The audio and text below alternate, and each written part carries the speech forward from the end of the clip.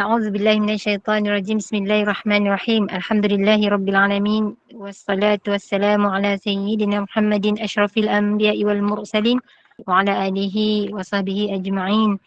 الحمد لله الذي هدانا لهذا وما كنا لنهتدي لولا أن هدانا الله. رب اشرح لي صدري ويسر لي أمري واحلل عقدة من لساني يفقه قولي. رب يسير عليك يسير وتمم بالخير. Dan wasalan yang berbahagia Al-Fadil Ustaz Muhammad Aizuddin bin Kamaruzaman kerana sudi bersama-sama lagi dengan Gema Nur Iman dalam kuliah 2 hari ini dengan kitab Hadis Qudsi, juga bersama-sama yang dikasihi para pencinta ilmu, pencinta Al-Quran, sahabat-sahabat yang dirahmati lagi dikasihi oleh Allah Subhanahu Wa Taala yang tetap setia menunggu daripada subuh tadi. Alhamdulillah. Yang saya hormati lagi saya kasihi sahabat takbiran Gema Nur Iman yang dipimpin oleh pengerusi Hajar Rosniati binti Mansur. Jadi bagi memohon keberkatan kuliah kita pada pagi yang Kat bilik barakah ini Gema lah adalah sini. sama-sama kita Kat bilik Gema umum lah kitab yang sini. akan dipimpin oleh Al-Fadil Ustaz untuk kita hadiahkan kepada baginda Rasulullah Sallallahu Alaihi Wasallam yang kita rindui, yang kita kasihi, ahli keluarga baginda, para sahabat, para sadiqain, para syuhada, alim ulama, guru-guru kita, ahli keluarga kita serta muslimin dan muslimat sama ada yang masih hidup ataupun yang telah kembali ke rahmatullah. Isiril Fatihah. Bismillahirrahmanirrahim. Alhamdulillahi Rabbil Alamin. Ar-Rahmanir-Rahim. مالك يوم الدين إياك نعبد وإياك نستعين اهدنا الصراط المستقيم صراط الذين أنعمت عليهم غير المغضوب عليهم ولا الضالين آمين. Amin, amin, amin ya Rabbal Alamin. Moga dengan istiqomahnya kita, maratannya kita di pagi Jumaat yang barakah ini, Allah kurniakan kefahaman, Allah tingkatkan iman, Allah tambah rasa kecintaan kita kepada baginda Rasulullah Sallallahu Alaihi Wasallam. Saya dengan penuh ta'zim menyerahkan kepada Al-Fadil Ustaz. Falyatafaddal mashkura Ustaz. Baik, bismillahirrahmanirrahim. Assalamualaikum warahmatullahi wabarakatuh. Alhamdulillahi rabbil alamin. نحمده ونستعينه ونستغفره ونعوذ بالله من شرور أنفسنا ومن سيئات أعمالنا من يهده الله فلا مضل له ومن يضلل فلا هادي له أشهد أن لا إله إلا الله وحده لا شريك له وأشهد أن محمدا عبده ورسوله اللهم همنا رشدنا وإذنا من شر نفسنا ربي زدنا علما نافعا وارزقنا فهمه اللهم فهم النبيين وحفظ المرسلين وإلهام الملائكة المقربين برحمتك يا أرحم الراحمين سبحانك لا علم لنا إلا ما علمتنا إنك أنت العليم الحكيم ولا حول ولا قوة إلا بالله العلي العظيم أما بعد Alhamdulillah, pertamanya kita syukur pada Allah Subhanahu Wa Taala di atas kesempatan yang Allah izinkan kepada kita pada pagi ini untuk kita sama-sama dapat berhimpun dan berkumpul di dalam majlis ilmu. Semoga Allah Subhanahu Wa Taala melimpahkan kebaikan, kerahmatan, ketenangan dan juga keberkatan dalam kehidupan kita insya-Allah. Amin ya rabbal alamin. Dan insya-Allah untuk perbincangan kita pada pagi ini adalah berkaitan tentang hadis-hadis baginda Nabi sallallahu alaihi wasallam, dan semoga dengan bacaan kitab hadis ni adalah sebagai satu petunjuk daripada Allah Taala yang akan memandu di dalam kehidupan kita insya-Allah. Sebab menjadi tradisi para ulama silam, mereka akan sentiasa adanya samak hadis. Samak hadis ni maksudnya satu program bacaan-bacaan hadis yang dibacakan oleh ulama-ulama besar pada zaman dahulu dan akan dihadiri dan didengari oleh ulama-ulama yang sezaman dengannya. Bahkan mereka akan bawa anak-anak mereka untuk mendengar hadis-hadis yang akan dibacakan di dalam satu majlis yang dinamakan majlis samak hadis. Ini budaya budaya ulama-ulama pada zaman silam.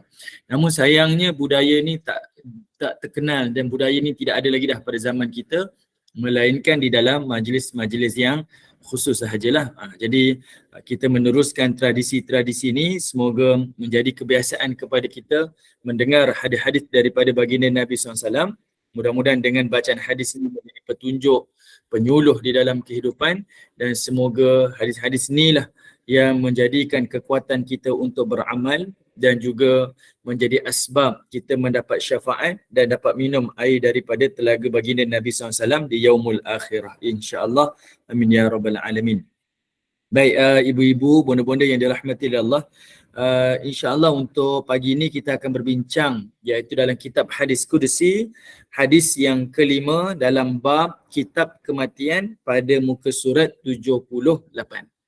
Okey, kita akan bincang hadis pada muka surat 78. Baik, iaitu bahagian wasiat adalah sepertiga daripada harta. Okey, yang ni dua hadis yang terakhir lah sebelum kita habiskan bab kitab kematian, nak masuk kepada bab yang baru iaitu kitab amar ma'ruf nahi mungkar. Baik, sebelum ni kita dah berbincang dah berkaitan tentang kelebihan di sebalik penyakit.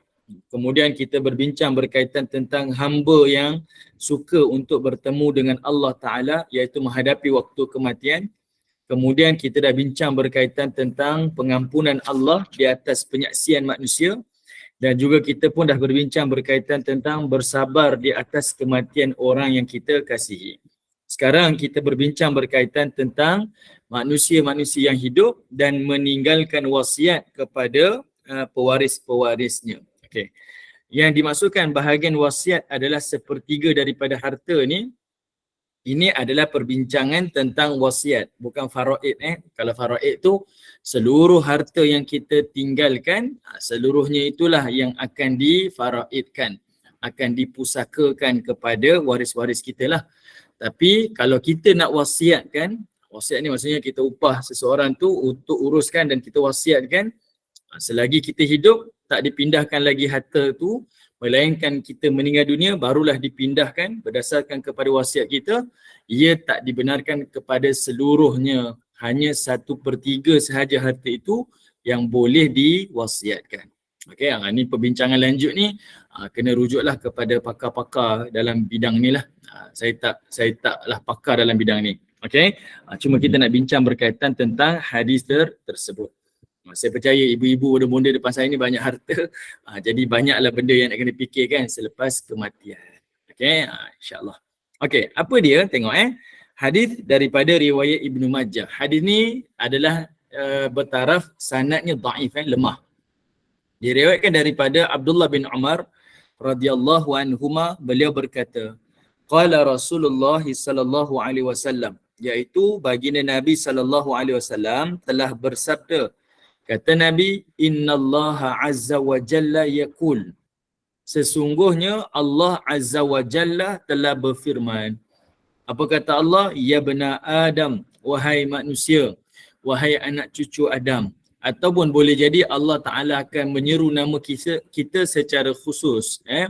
Wahai Aizuddin, wahai Ahmad, wahai Abdul Razak, Abdul Rahman dan sebagainya lah.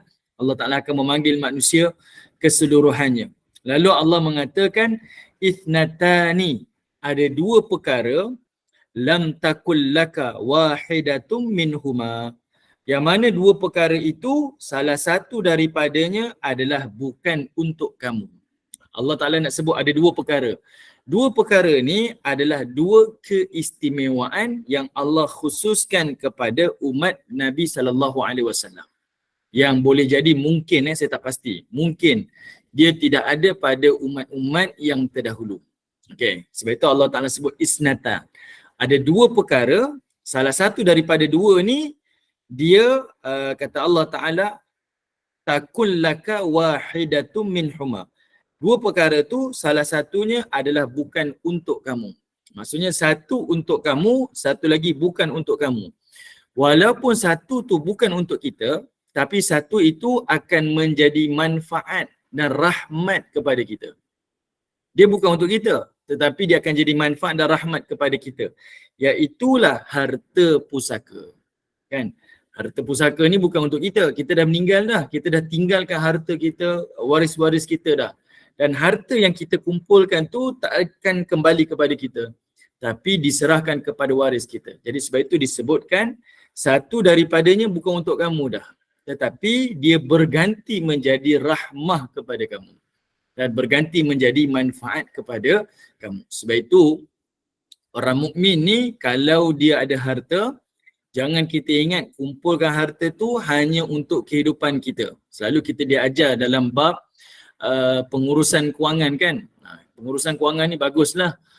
Kita rancang macam mana harta pencen kita, macam mana rumah pelaburan kita, macam mana kita punya simpanan kita, bagus. Tetapi jarang-jarang kita lanjutkan lagi, iaitu berkaitan tentang harta yang kita akan pusakakan. Sebab kita tak nak sekadar harta tu manfaat untuk hidup kita, tapi kita nak juga harta yang kita susah payah miliki itu menjadi manfaat dan lebih besar lagi rahmat kepada kita selepas kematian kita. Okay? Kita pulang kepada Allah Ta'ala yang harta tu menjadi manfaat kepada kita, berpahala kepada kita, dan kita juga nak tinggalkan harta tu kepada waris kita dalam keadaan anak-anak kita, keluarga kita itu tidak berantakan lah. Masing-masing dalam keadaan kebahagiaan. Okay. Jadi di sinilah Allah Ta'ala menyebut lam takul laka wahidatum minhuma. Daripada dua tu, salah satu daripadanya tidak akan menjadi milik kamu. Bukanlah untuk kamu. Tapi dua perkara yang Allah highlight ni adalah dua keistimewaan yang Allah Ta'ala berikan kepada umat baginda Nabi SAW. Okay, jelas ibu-ibu? Ada soalan awal? Tak ada. Okay, baik. Pertama, Allah Ta'ala sebutkan apa yang istimewa untuk kamu tetapi bukan untuk kamu. Istimewa untuk kamu tu maksudnya khusus untuk umat Nabi, dia ada kelebihan tu, tapi bukan untuk kita bahagian tu. Dia berganti menjadi pahala, menjadi rahmat. Apa dia? Ja'altu laka nasiban mimma lika hina akhadtu bikazmik. Kata Allah Subhanahu wa Ta'ala, ja'altu laka, aku jadikan untuk kamu itu nasiban min malak, iaitu satu bahagian daripada harta kamu.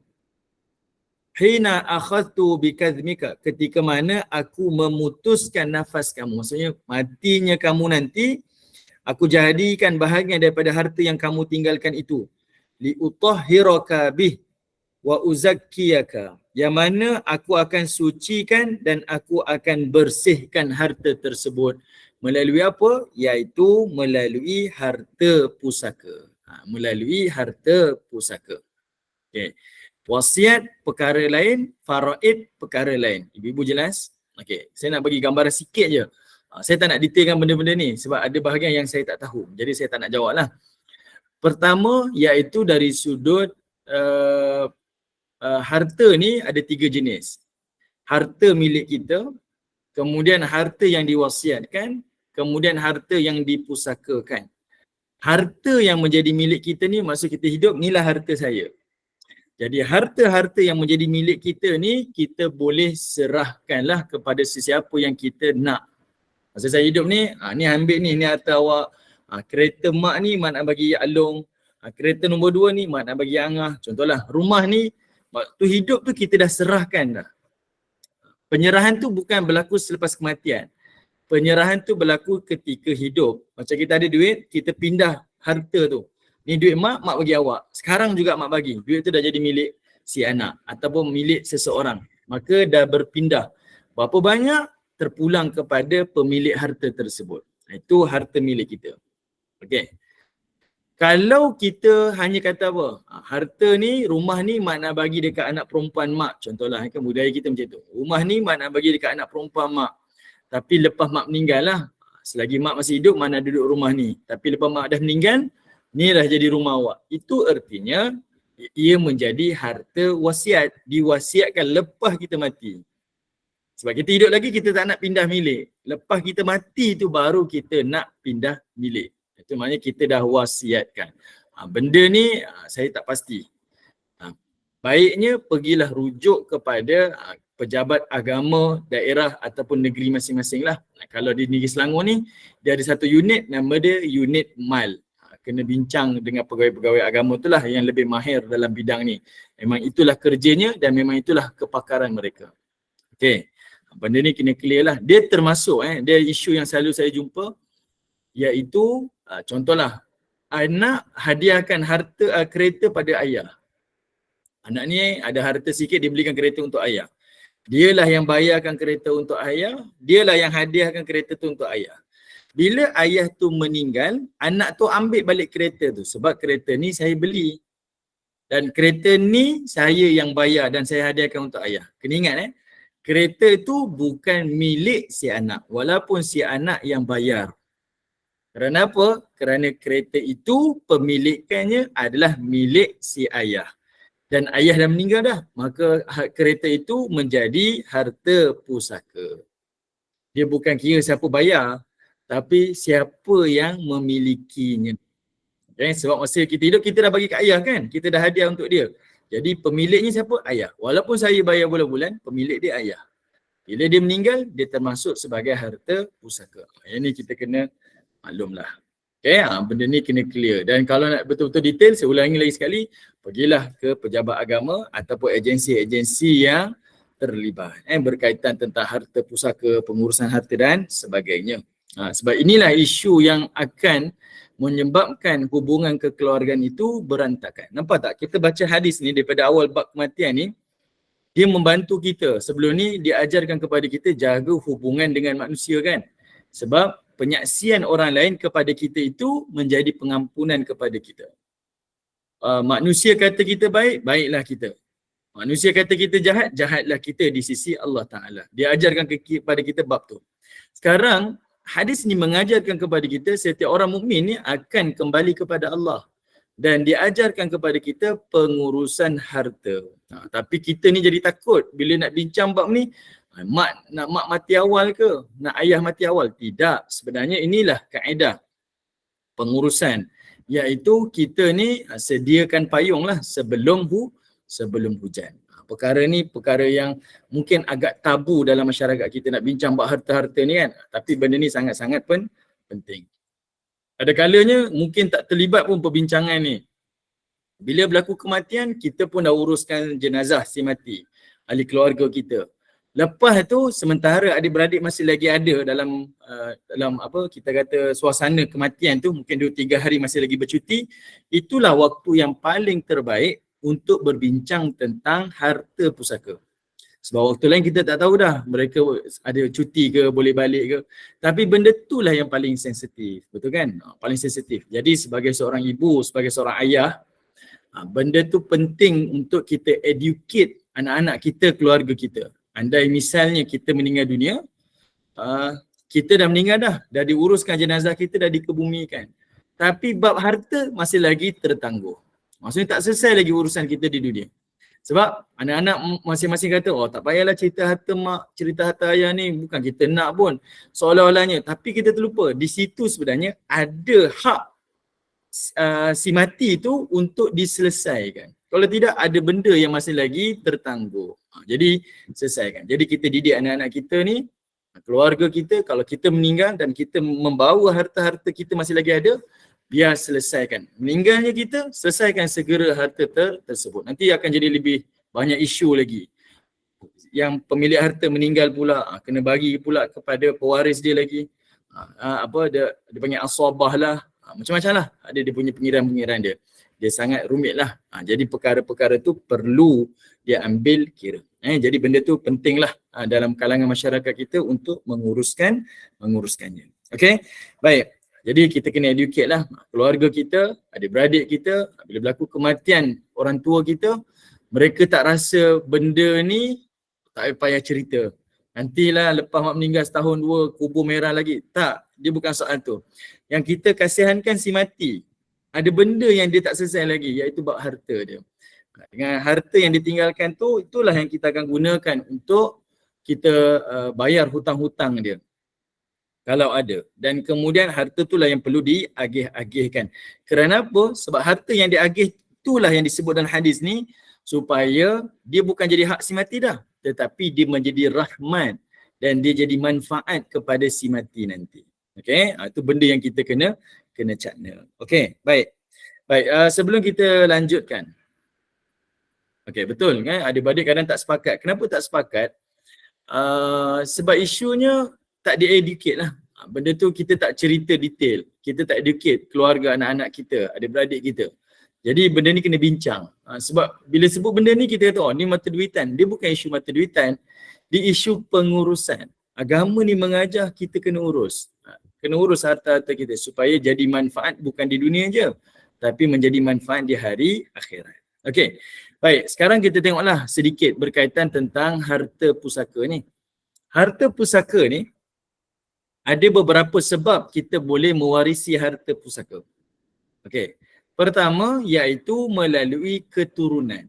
Ini semua orang maklumlah, melalui keturunan.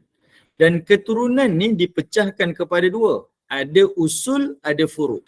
Usul dan furuk ni apa? Usul ni iaitu kita dan ke atas. Bapa dan mak kita, datuk dan nenek kita. Okey. Manakala bab furuk ni kita dan ke bawah. Anak kita dan juga cucu-cucu kita. Okey. Jadi masing-masing ni ada kita kata ada hak kepada harta yang kita tinggalkan. Bila kita meninggal, harta tu akan difaraidkan dan mereka antara orang-orang yang berhak untuk memilikinya. Itu perkara yang kita kena ingatlah. Okey. Tapi itulah, benda ni bab ilmu yang asas sekali kita tahu. Tapi nak lebih mudah, pergilah ke pejabat agama, maklumkanlah. Dia akan ada form dia akan bagi tahu pada kita apa yang perlu didedahkan, adik-beradik berapa, keluarga macam mana, anak-anak apa semua, nanti dia akan bahagikanlah. Jadi bawa saja aset yang ditinggalkan, lalu dia akan bahagikan. Okey. Jadi mudahlah sekarang ni sebab ada unit yang akan uruskan. Okey, yang kedua, selain daripada keturunan, yang kedua adalah berkaitan tentang pernikahan. Suami bernikah dengan isteri, isteri dinikahkan dengan suami dia. Jadi di kat situ masing-masing ada hak. Kalau ikutkan wanita tu tak ada hak pada harta si lelaki ni, tapi dia berhak kepada harta si lelaki kerana adanya hubungan pernikahan. Okey. Tapi kalau pernikahannya itu tidak sah, maka harta tu juga tak boleh dipusakakan. Ni banyaklah. Saya tak detail, tak mendalamlah ilmu saya berkaitan dengan ni. Sebab ada isu juga. Kalau non-Muslim macam mana pula? Dia dah berkahwin, lalu dia dah memeluk agama Islam. Isterinya masih lagi belum Islam. Hartanya itu macam mana? Difaraidkan kan bagaimana? Wallahualam, saya tak tahu. Saya tak pandai jawab. Okay? Tapi itu antara perkara yang dah dibincang dalam ilmu fiqh dan rujuklah kepada mereka-mereka yang pakar. Okay. Baik, yang ketiga iaitu berkaitan tentang wala'. Okay, berkaitan tentang wala'. Wala' ni ada khususlah iaitu berkaitan tentang pembebasan hamba. Okay, pembebasan hamba.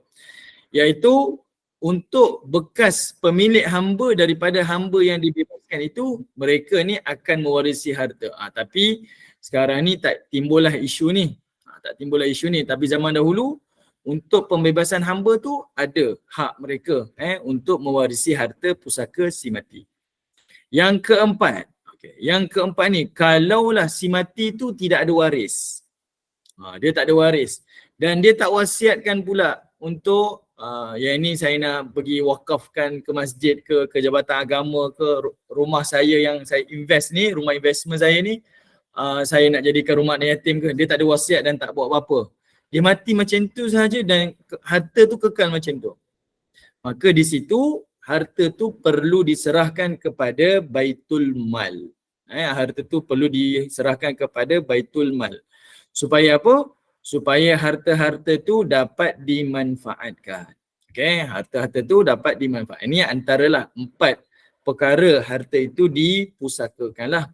Supaya harta tu tak beku dan harta tu tak jadi manfaat, tak jadi pahala dan tak jadi rahmat kepada pemiliknya, iaitu si mati itulah. Jadi sebab itu agama ni meletakkan perkara ni supaya harta yang ditinggalkan tu berkembang, boleh dijadikan manfaat dan faedah kepada si mati. Okey. Jadi ibu-ibu yang memiliki harta banyak ni, lebih ni, jadi rancang-rancanglah. Kalau boleh ada hibah tu, sekarang ada konsep hibah kan, maka hibahkanlah. Ni rumah ni saya hibahkan untuk si anak. Saya hibahkan kepada suami. Kalau saya meninggal, ni rumah ni tak payah faraidkan sebab saya dah hibahkan. Contoh, hibah ni maksudnya dia tak termasuk sebagai harta faraid. Okay. Kita tahu harta kita ni sahaja. Kalau saya meninggal, contohlah saya sebagai suami, saya meninggal, isteri saya nak duduk mana? Saya ada satu rumah. Rumah ni akan difaraidkan. Jadi ada siapa yang berhak? Ada isteri berhak, anak-anak berhak, adik-beradik berhak, mak saya berhak, ramai orang berhak. Kan? Ramai orang berhak pada harta tu. Jadi kita tahu, takut timbul isu yang lebih besar nanti sebab kita kenal keluarga kita, maka kita siap-siapkan. Ada part-part harta tu kita hibahkan siap-siap. Ya, benda ni perlukan kepada hitam putih lah. Rujuklah kepada bank ke, kepada agensi-agensi tertentu ke untuk dihibahkan. Selalunya pada bank lah. Sebab mungkin kita masih ada loan lagi dengan bank dan sebagainya. Maka kita terus kepada mereka. Ni harta ni hibahkan kepada si penama yang kita nak namakan. Okay. Ini benda yang kita kena rancang. Bukan sekadar amal-amal kita sahaja, tetapi juga pada harta-harta kita. Ini semuanya perlu dirancang. Okey, baik. Kemudian, bab harta pusaka ni, ibu yang dirahmati oleh Allah, penting tak pentingnya Allah Subhanahu Wa Taala merakamkan tentang harta pusaka ni di dalam surah An-Nisa. Kalau kita baca dalam surah An-Nisa, starting dalam surah An-Nisa tu Allah Ta'ala berbicara berkaitan tentang harta pusaka. Okay. 10 ayat awal tu Allah Ta'ala ada cerita tentang wanita dan Allah selitkan juga tentang harta pusaka. Kan surah An-Nisa ni selepas surah Ali Imran. Siapa yang ikuti tahun lepas, tahun ni lah kita baca Quran kan di Bidadari Syurga, saya minta masa sebut kita baca Quran sampai khatam dan kita juga tadabbur. Daripada Al-Baqarah ke Ali Imran, daripada Ali Imran ke An-Nisa tu dia ada perkaitan dia. Allah Ta'ala datangkan contoh pada surah Al-Baqarah berkaitan tentang siapakah individu yang patut kita jadikan teladan. Allah datangkan melalui kisah Nabi Ibrahim AS. Kemudian siapakah individu yang menjadi contoh dalam hidup kemasyarakatan. Allah datangkan contoh melalui Nabi Musa AS. Kemudian Allah Ta'ala datangkan contoh, siapakah contoh keluarga yang Allah redai. Allah datangkan contoh melalui keluarga Ali Imran, keluarga Imran. Ini keluarga Nabi Isa AS. Kemudian Allah pindahkan, bila cerita bab keluarga, apa isu yang paling banyak timbul? Iaitu bab An-Nisa, berkaitan tentang wanita. Dan dalam hal wanita tu pada An-Nisa, benda yang Allah highlightkan bercerita tentang keadilan. Dalam bab keadilan tu, kat situ juga ada perbincangan berkaitan tentang harta pusaka. Tengok. Allah Ta'ala perincikan satu-satu dalam hal keluarga tu apa yang selalu jadi isu wanita. Dalam hal wanita apa yang perlu nak di-highlightkan? Keadilan. Dalam hal keadilan apa yang perlu diperincikan? Iaitu bab harta pusaka. Okay? Selalu kita nampak luar je. Nak keluarga ni macam ni. Agama menjadi petunjuk.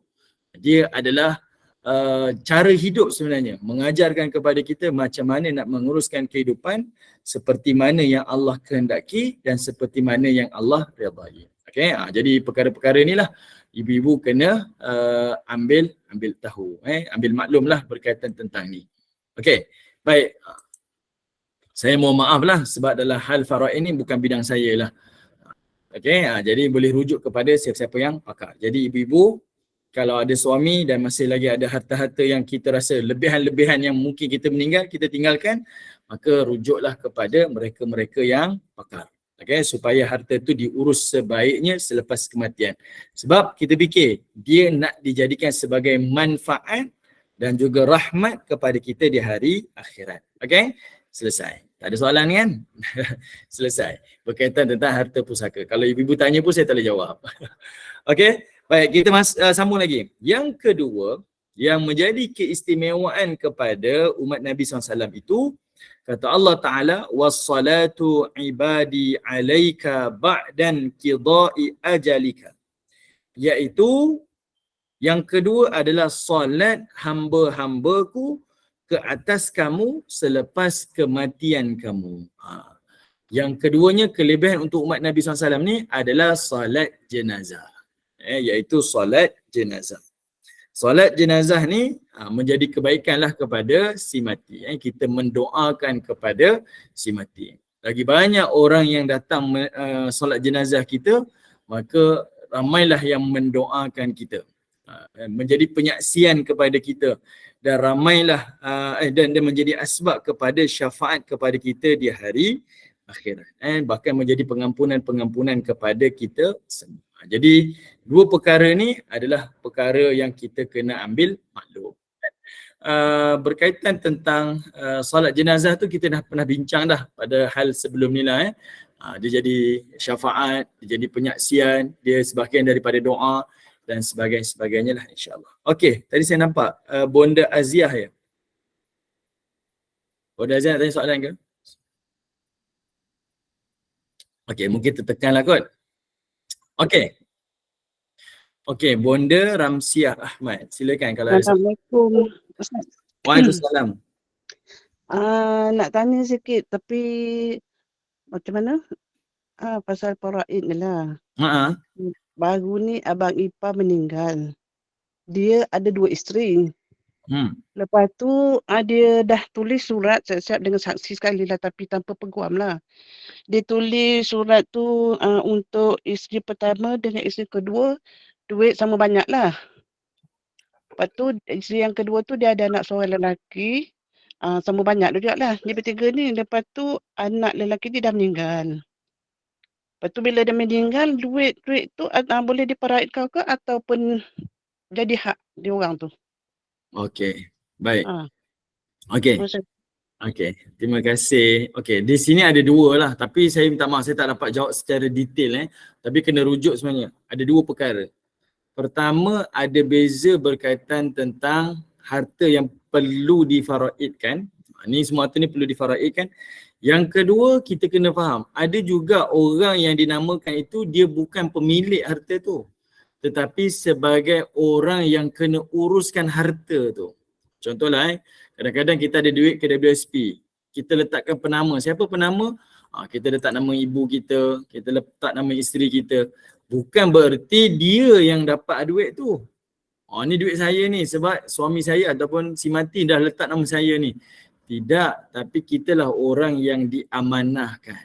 Jadi dalam hal isu tadi tu, si mati ada isteri, ada anak, macam mana harta tu? Yang ini sebab tu saya kata, saya minta maaf, saya tak dapat nak jawab secara tepat sebab ni bukan bidang saya. Tapi pergilah rujuk kepada pakar-pakar. Khususnya pergi je ke pejabat agama ni, mereka ada unit yang khusus berkaitan dengan ni. Okay, pergilah rujuk pada mereka dan maklumkan, insya-Allah dia akan bantu. Tapi kitanya perbincangan hari ni adalah untuk saya buat pencerahan je supaya membuka kita punya pengetahuan agar perkara ni adalah perkara yang sangat-sangat penting. Sangat penting sebab benda ni jarang-jarang kita fikirkan dan jarang-jaranglah kita nak uruskan awal. Tapi dah terjadi, dah kematian, barulah macam mana nak uruskan dan sebagainya lah. Tapi buat masa ni yang saya boleh nasihatkan, pergilah rujuk kepada pejabat agama dan minta mereka bantu uruskan harta-harta tersebut. Saya tak berani nak kata harta tu memang milik si isteri, milik anak-anak. Saya tak berani kata. Okay, boleh jadi, terima kasih. Boleh jadi dia hanya bersifat pentadbir. Assalamualaikum. Salam. Terima kasih Puan Nasir. Okay. Puan Zarina, ya. Kalau macam saya, anak saya tak kahwin tapi meninggal, duit KWSP dia letak penama saya. Tak apa kan untuk saya uruskan kan? Sebab dia tak kahwin, dia tak ada anak, tak ada apa. Yelah, kita sebagai pentadbir lah. Kita lah yang uruskan harta tu. Tapi nak diuruskan tu macam mana? Nak diuruskan tu yang saya tak berani nak jawab. Pergilah rujuk kepada pakar-pakar sebab ada hak-hak orang lain yang saya tak tahu. Saya boleh sebut tapi saya tak berani sebab bukan bidang saya. Ada hak ibu berapa persen, ada hak ayah berapa persen. Walaupun dia tak kahwin kan, ada hak mungkin pada adik saudara kandung dia yang perempuan, yang lelaki. Di situ ada kewajipan tu kat situ. Yang tu yang kita kena bahagikan. Memang nama tu nama kita. Tapi tadi yang sebut kat sini kata sebagai pentadbir, orang yang diamanahkan untuk urus harta. Saya sebutkan tadi kan, kalau dia pindah harta masa dia hidup, ni saya punya harta mak, saya bagi kat mak sekarang juga, itu tak ada masalah. Sebab itu dia pemilik dan dia boleh serahkan. Yang isunya sekarang, dia dah meninggal dan harta tu tak diuruskan. Jadi Islam datang menjadikan harta itu difaraidkan. Maksudnya dia dah meninggal dah. Harta tu siapa penama? Tak ada. Pemilik siapa? Pemilik dah meninggal dah. Harta itulah yang perlu difaraidkan. Macam isu KWSP lah selalunya kita ni. Bukan harta-harta lain kita tak ada, KWSP. Selalunya penama tu bukanlah pemilik. Dia hanya pentadbir. Dia amanahkan untuk urus. Pergi pejabat sana, pejabat sini untuk diuruskan. Pembahagian-pembahagian tersebut. Tabung haji, tu. Okay, nanti kena pergi ke mahkamah. Daripada mahkamah tu pula kena tentukan pula berapa adik-beradik. Macam-macam lah. Kena tahkikkan pula. Adalah macam-macam isu. Benda ni wallahu alam. Dia ada dia punya kita kata apa? Syarat-syarat dokumentasi dia lah. Yang ni kena rujuklah kepada perundangan. Okay, saya minta maaf ibu-ibu semua. Saya tak boleh jawab tapi saya hanya membuka peluang kepada ibu-ibu supaya nampak. Ini adalah sebahagian daripada tanggungjawab kita semua yang memiliki harta. Okay? Baik. Kalau tidak jadi timbul isu kan baru-baru ni. 2-3 hari ni kan ada satu isu kepada seorang selebriti kat Malaysia ni kan. Bapa tak mati, apa tak mati tapi ni harta pusaka. Kat mana datang harta pusaka? Sebab tak ada orang mati pun. Contohlah. Dia yang membayar dan rumah tu nama dia juga. Jadi dia ada hak untuk tunaikan dan dia nak buat apa pada harta tu. Yang lain tak boleh masuk campur. Okay. Ustaz, macam dia ada kereta kan, tapi saya yang tu memang mahkamah panggil kita naik mahkamah, turun mahkamah dah. Walaupun dia tak kahwin, memang saya kena pergi mahkamah lah. Dah settle dah lah, dia tukar bagi. Cuma duit KWSP tu je lah. Tapi saya bayar hutang-hutang dia, selesaikan duit kereta dia apa semua tu, tak banyak lah, boleh lah. Okey, kalau macam itu betul lah sebab kita tunaikan hak dia dulu, hutang dia apa semua tu, kemudian baki itulah yang kita perlu berikan kepada orang yang berhak yang telah ditetapkan dalam syarak. Okey, Bonda Rozita pun maklum dalam web MAIS ada kalau yang duduk di Selangor boleh rujuk teruslah. Ada. Pergi pejabat daerah ada. Okey. Baik, saya nak masuk hadis yang lain dah. Saya tinggalkanlah yang ini. Tapi yang pentingnya ibu-ibu dapatlah satu manfaat pagi ini. Harta-harta yang kita miliki perlu diuruskan. Macam mana nak perlu diuruskan? Pergilah kepada badan-badan atau unit-unit yang pakar dalam bidang ni supaya dia dapat membantu pengurusan harta-harta kita lah insya-Allah. Okey. Baik. Tengok tak ada harta pun susah, ada harta pun susah. Okey, kita masuk hadis yang ke-6. Okey, hadis yang ke-6. Okey, keadaan roh mukmin dan roh orang kafir. Hadis yang ke-6 diriwayatkan daripada Abu Hurairah radhiyallahu an, beliau berkata, hadis ni riwayat Al-Imam Muslim, hadis sahih. Ini penutuplah kepada bab kematian. Kata Abu Hurairah, "Idza kharajat ruhul mu'min," apabila keluarnya roh seorang mukmin itu, iaitu dalam keadaan dia nazak lalu dia meninggal, keluarlah roh itu. Talaqqaha malakani yus'idaniha. Lalu dua malaikat akan datang kepadanya dan membawanya naik ke langit. Dua malaikat akan datang kepadanya dan membawanya ke langit. Ni untuk roh orang mukmin. Okay. Roh orang mukmin dia ada dua nanti. Manusia akan terpecah pada dua. Satu roh mukmin, satu lagi roh orang kafir. Yang mukmin dia meninggal sahaja maka dia ambil jenazahnya. Rohnya itu diangkat, dibawa ke langit. Qala Hammad. Lalu katalah Hammad. Hammad ni perawi hadis ni lah. Dia kata apa? Fadzaqara min tibi rihiha. Okay, dia kata apa? Beliau, siapa beliau dekat sini? Iaitu Abu Hurairah. Hammad ni riwayat daripada Abu Hurairah. Dia kata Abu Hurairah dulu menyebutkan tentang roh orang mukmin ni bila dia dibawa ke langit, dia membawa tibi rihiha, iaitu bau yang sangat wangi. Okay, dia memiliki bau yang sangat wangi. Iaitu wadzaqara misk, yang mana dia disebut sebagai al-misk. Al-misk ni iaitu wangian kasturi. Al-misk pada zaman dahulu itu adalah perfume yang grade A punya. Kalau hari ni macam-macam bau perfume yang paling sedap lah.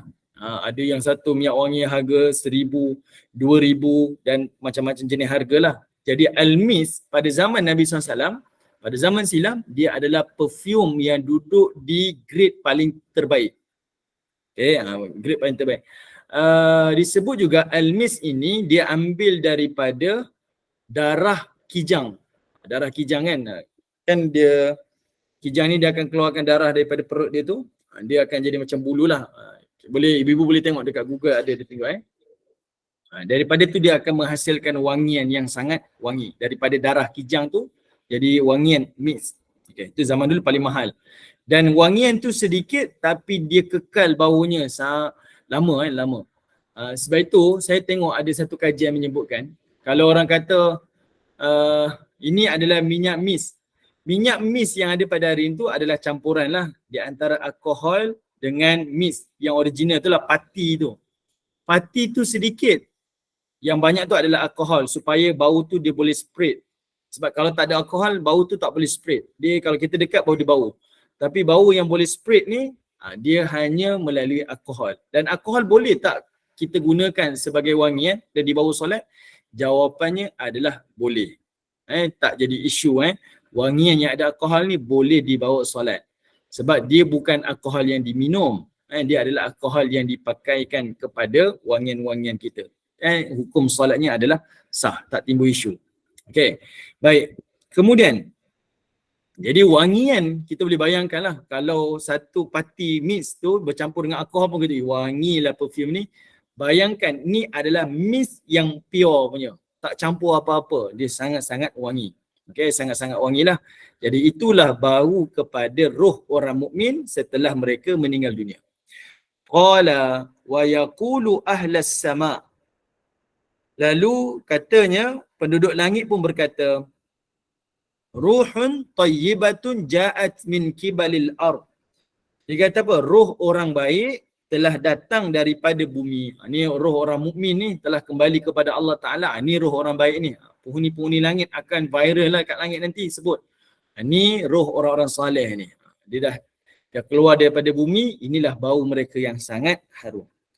Sallallahu alaika wa ala jasadin kunti ta'murinah, iaitu disebutkan semoga Allah Ta'ala berselawat ke atas kamu. Apa maksud Allah Ta'ala selawatkan ke atas kita ni tuan-tuan?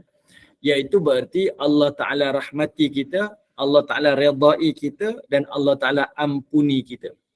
Kan dalam hadis Nabi SAW disebutkan, siapa yang selawat kepada Nabi sekali, Allah Ta'ala akan berselawat kepadanya 10 kali. Apa maksud Allah Ta'ala berselawat kepada kita? Berarti Allah Ta'ala nak berikan rahmah, Allah Ta'ala nak berikan pahala dan Allah Ta'ala nak berikan pahala dan Allah Ta'ala nak berikan pengampunan kepada kita. Itu namanya selawat. Allah Ta'ala berselawat kepada roh orang mukmin tu. Wa ala jasadin kunti ta'murinah. Lalu jasad yang kamu menetap di dalamnya. Maksudnya Allah Ta'ala selawat kepada kita dan Allah Ta'ala juga berselawat ke atas jasad yang kita menetap di dalamnya. Kemudian fayuntalaku bihi ila rabbih azza wa jalla. Thumma yaqulu intaliku bihi ila akhiril ajal. Lalu dia dibawa bertemu kepada Tuhannya dan Allah Ta'ala berfirman, bawalah ia ke ajal yang terakhir, tempat di barzah pada hari kiamat. Di sini disebutkan penghuni roh orang mukmin ini akan dibawa satu tempat namanya Illiyin. Satu tempat yang tertinggi. Dan mereka ni roh orang mukmin akan saling berziarah kepada roh-roh orang yang mati sebelumnya. Dengan syarat adalah orang mukmin. Dia jumpa dengan arwah ibu bapanya, dia berjumpa dengan kenalan-kenalannya dan dia akan saling berziarah. Kita di dunia ni bersedih dengan kematian mereka. Tapi bagi orang mukmin yang meninggal dunia, mereka sedang bergembira sebab bertemu dengan roh-roh orang mukmin yang lain di syurga. Saling ziarah menziarahi, kunjung mengunjungi di antara mereka.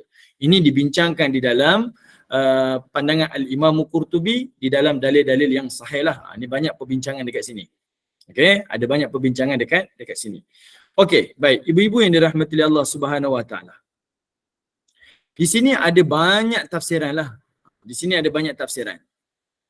Ada beberapa tafsiran dalam kalangan pandangan para ulama. Okey, ada banyak tafsiran daripada kalangan para ulama. Berkaitan tentang roh orang mukmin dan juga roh orang kafir. Okey, roh orang mukmin dan juga roh orang kafir. Macam mana? Iaitu pada roh orang mukmin ni, okey, saya baca satu hadis daripada riwayat An-Nasa'i. diceritakan oleh baginda Nabi SAW daripada Abu Hurairah. Hadis yang hampir dengan hadis ni, lebih kurang lah. Iaitu bercerita berkaitan tentang apabila roh orang mukmin ni meninggal dunia, lalu mereka ini akan redha dan mereka itu akan diredai oleh Allah. Dan roh mereka itu akan dipenuhi rahmah oleh Allah Ta'ala. Dan roh mereka akan mengeluarkan bau wangian yang paling wangi, iaitu bau wangian al-mis. Wangian bau wangian kijang lah, kita panggil wangian kijang. Okey, lalu bila roh ni dinaikkan ke langit, lalu para malaikat pun bergembira untuk menyambut roh orang mukmin tersebut dan dikatakan apa amal-amalnya di dunia. Disebut-sebutlah tentang amal dia. Apa amal kamu dekat dunia? Jadikan roh kamu ni wangi. Dia akan sebut-sebutlah di langit. Kita boleh bayangkan perasaan roh mukmin yang baru naik ini, dia saling berziarahi dan disebut-sebut tentang amal-amal yang dia lakukan. Okay, dia disebut-sebut berkaitan tentang amal-amal yang dilakukan dan diraikan, disambut oleh para malaikat yang berada di langit. Ini disebutkanlah dalam beberapa riwayat. Okey, ada satu riwayat daripada Ibn Qayyim dan hadis ini riwayat daripada Al-Imam Tirmizi. Bercerita tentang roh orang soleh ni, orang mukmin ni, bila dia meninggal, dia akan naik ke langit dengan wangian yang sangat baik, disambut oleh malaikat dan disebut tentang kebaikan-kebaikannya di dunia. Dan dia akan duduk di Illiyin. Dia duduk di dalam Illiyin. Dan waktu dia duduk dalam Illiyin ni, kata Ibn Qayyim ni, iaitu roh orang mati syahid ni, kalau dia mati syahid lah antaranya, mereka akan duduk di dalam perut burung yang berwarna hijau. Dia akan duduk dalam perut burung yang berwarna hijau. Maksudnya, kalau kita duduk di barzah, kita duduk di alam kubur tu, menyaksikan ataupun menunggukan hari kiamat. Tapi bagi orang-orang mukmin ni, ada sebahagian mereka dah bebas dah. Semisal macam golongan yang mati syahid. Dia duduk dalam perut burung warna hijau dan dia dah berterbangan dah di dalam syurga Allah Subhanahu wa Ta'ala. Dia belum pergi masuk ke syurga lagi, tapi dah berterbangan dah di dalam perut burung tu, dah melihat dah keindahan-keindahan syurga. Sewaktu orang lain masih lagi menunggu bila nak mahsyar ni, bila nak berlaku kiamat ni. Tapi mereka ni dah berterbangan dah di dalam perut-perut burung. Ini disebutkan dalam hadis-hadis yang sahih. Okey. Itu beza dia lah. Jadi penting kita tahu perkara ni supaya kita bersedialah untuk menghadapi kematian. Okey. Kematian itu bukan perkara yang menakutkan, tapi ia adalah perkara realiti yang kita semua akan tempuhi. Kita akan hadapi. Dan bila kita tahu apa kemungkinan yang kita akan hadapi di sana, maka kita lebih bersedia dengan amal-amal kita di sini. Okay? Jadi meninggalnya orang ni, mungkin orang sedih, kita tengok sedih. Tapi bagi orang saleh, orang mukmin, dia adalah saat yang paling gembira lah. Sebab dia bebas daripada penjara dunia. Okay? Yang itu yang Nabi SAW nak sampaikan. Bagi orang-orang mukmin, kalau dia mati syahid lagi, dia dah terbang di dalam syurga Allah melalui burung-burung yang Allah telah tetapkan roh-roh mereka di dalamnya. Okey. Baik. Kemudian kata Ibn Qayyim melalui riwayat Al-Imam Tirmizi, dia berbeza pula dengan roh orang kafir. Roh orang kafir ni berbeza pula. Roh orang kafir ni pula mereka akan dibawa setiap waktu siang dan setiap waktu petang akan mendatangi ke neraka-neraka Allah. Orang lain duduk dalam kubur ni, azab kubur ada tak? Azab kubur ada. Ada orang duduk kubur lama ni, tapi bagi mereka seperti mana yang disebutkan oleh Allah Ta'ala di dalam Al-Quran berkaitan tentang roh Fir'aun. Fir'aun ni dia duduk alam barzah, tetapi roh dia telah dibawa pergi ke neraka setiap pagi dan setiap petang. Dah dibawa around dah ke neraka ni. Dan sebenarnya itu adalah saat dan waktu yang paling gerun. Saya bayangkan macam ni ibu-ibu. Bayangkan ada seorang yang nak dijatuhkan hukuman mati. Mandatory lah hukuman mati. Setiap hari 2 kali didatangkan kepada penjara dia, dia bawa tali tu. Warder penjara ni bawa tali gantung tu. Dia tunjuk je depan banduan tu. Apa perasaan banduan tu? Mestilah dia rasa gerun dan rasa takut. Dia bukan lagi nikmat dah, dia rasa gerun. Begitulah Allah Ta'ala nak tunjukkan. Bagi penghuni syurga, Dia duduk di alam barzah, dia belum masuk syurga lagi. Tetapi dia dah merasai dan menikmati dah nikmat syurga tu dengan pandangan-pandangan, pemandangan-pemandangan yang baik. Bagi penghuni neraka, dia masih lagi berada di alam barzah. Tetapi dia telah ditakut-takutkan dengan azab-azab api neraka. Itu gambaran lah di dalam riwayat ini. Okay? Baik. Kita kembali pada hadis yang kita bincang tadi. Okay. Bagi orang saleh, orang mukmin, itulah ganjaran pada roh mereka. Wa innal kafir, dan sesungguhnya bagi orang kafir, idza kharajat ruhu, apabila keluar rohnya nanti, waktu dia meninggal dunia. Qala Hammad, kata Hammad, wa dzakara min natniha wa dzakara la'nah. Kata Hammad, iaitu Abu Hurairah menyebutkan bau roh orang kafir itu tersangatlah busuk dan dia juga akan disebut-sebut laknat ke atasnya. Tadi Allah Ta'ala berselawat kepada roh orang mukmin. Roh orang mukmin pula dibawa berziarah kepada roh orang mukmin yang lain. Bayangkan kita pergi ziarah, mana kita tak happy kan?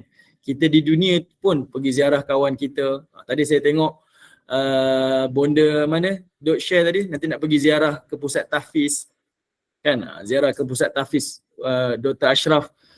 Kita suka kan program-program, bayar pun tak apalah, yang penting saya nak keluar, saya nak pergi jalan-jalan, saya nak pergi ziarah, happy. Macam itulah roh orang mukmin nanti, dia akan dibawa ziarah. Apatah lagi disebut-sebut amal dia, kamu ni wangi sangat lah, apa amal kamu dekat dunia, disebut-sebut pula. Kita akan rasa dihormati, kita rasa dihargai lah selepas kematian. Tetapi bagi orang kafir pula, mereka mati dalam keadaan menghasilkan bau yang sangat busuk dan mereka akan dilaknat. Dia dengar perkataan-perkataan laknat kepadanya. Okay, ini satu perkataan yang kita paling takut lah. Dan perkara tu bila berlaku, kita tak boleh patah balik ke dunia. Okay, tak boleh patah balik ke dunia. Okay. Kemudian wa yaqulu ahlas sama. Lalu dikatakan, penghuni-penghuni langit pun berkata, ruhun khabithatun ja'at min kibalil ard. Ini adalah roh yang buruk yang datang daripada bumi. Qala fayuqalu, lalu dia pun mengatakan intaliqu bihi ila akhir ajal. Lalu dikatakanlah bawalah dia ke ajal yang terakhir, iaitu berada di Sijjin. Sijjin ni dia datang daripada perkataan as-sajnu. As-sajnu ni artinya penjara. Sijjin adalah satu gambaran, satu tempat yang lebih dahsyat daripada penjara. Okay? Penjara kalau di dunia dia gelap. Penjara di dunia ni dia sempit. Penjara di dunia ni dia murung.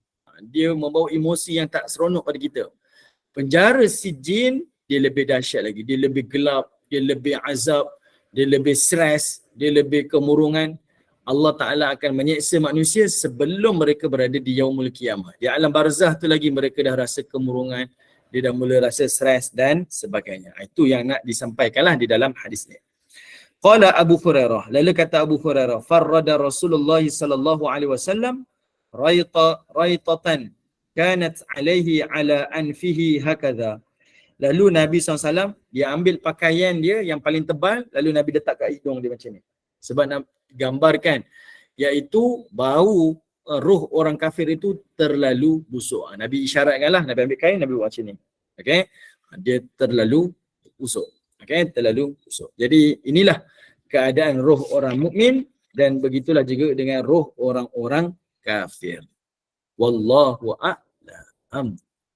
Okay. Baik, saya serahlah kepada Kak Mira. InsyaAllah. Ustaz nak buka soalan ke? Satu soalan je. Satu soalan. Baik, silakan jemaah kalau ada soalan. Satu je. Jangan lebih-lebih. Bau busuk yang disebut dalam hadis tu, saya lupa nak baca. Riwayat An-Nasa'i dia kata busuk tu macam mana? Iaitu seperti bau nanah.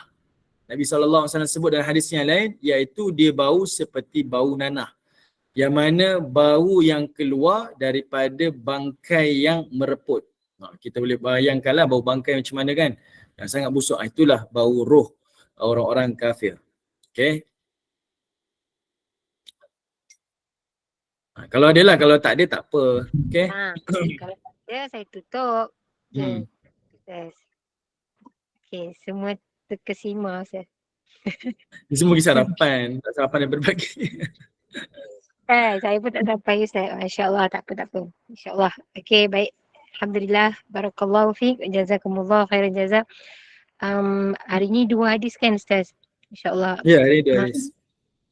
Hadis yang pertama tadi berkenaan dengan wasiat tu, masih ramai yang saya rasa kurang faham kepentingan buat surat wasiat dan kadang kita lalai dalam urusan wasiat ni. Bagi harta jadi tertangguh. Jadi moga dengan sedikit pencerahan Ustaz tadi dapat membuka mata kita, membuka hati kita, bagi manfaat kepada kita insya-Allah. Dan hadis yang kedua tadi berkenaan dengan ruh orang mukmin dan orang-orang kafir. Mudah-mudahan kita ambil tiba, mudah-mudahan barokah, mudah-mudahan Allah kurniakan limpahan rahmat kepada kita di hari Jumaat yang berkah ini. Terima kasih kepada tim Gemenur Iman, sahabat-sahabat pencinta ilmu yang mengimarahkan kuliah kita maraton hari ini, masya-Allah. Ustaz, sikit bahan kuliah hari ini. Boleh. 5 petang hari ini kita kuliah asar bersama dengan Fadil Ustaz Zukri bin Abdul Jalil, Ustaz Muhammad Zukri bin Abdul Jalil dengan kitab Qalbun Salim 5 petang ya. Dan kuliah maghrib kita hari ini 8 malam Syarah Matan Al-Barahin jilid yang kedua bersama Yang Amat Arif Datuk Abbas bin Nordin, Hakim Mahkamah Rayuan Syariah JKSM. Dan kuliah isyak kita Nasihat Buat Hati 9.15 malam bersama dengan Al-Fadil Meja Haji Muhammad Naim bin Haji Ahmad Hafiz. Jadi teruskanlah bersama-sama dengan Gemenur Iman dengan kuliah-kuliah yang telah disediakan. Moga memberi manfaat kepada kita di dunia dan juga di akhirat. Yang ini saya mewakili Gemenur Iman memohon maaf sekiranya ada sebarang kekurangan dan kesilapan yang baik itu datang daripada Allah, yang tidak baik dan kelemahan itu daripada kami sendiri. Kita tangguh kuliah kita. Mohon sekali lagi Al-Fadil Ustaz untuk bacakan tasbih kafarah dan suratul As. Saya sudahi dengan wabillahi taufiq wa hidayah. Wassalamualaikum warahmatullahi wabarakatuh. Bismillahirrahmanirrahim. Subhanallah wa bihamdi, subhanakallah wa bihamdika, asyhadu an la ilaha illa anta wa astaghfiruka wa atubu ilaik. Subhana rabbika rabbil izzati amma yasifun. Wassalamun alal mursalin walhamdulillahi rabbil alamin. Wal asr innal insana lafi khusr illa alladhina amanu wa amilus salihat wa tawassa bil haqq wa tawassa bis sabr walhamdulillahi rabbil alamin. Terima kasih semua. Assalamualaikum warahmatullahi wabarakatuh. Sama.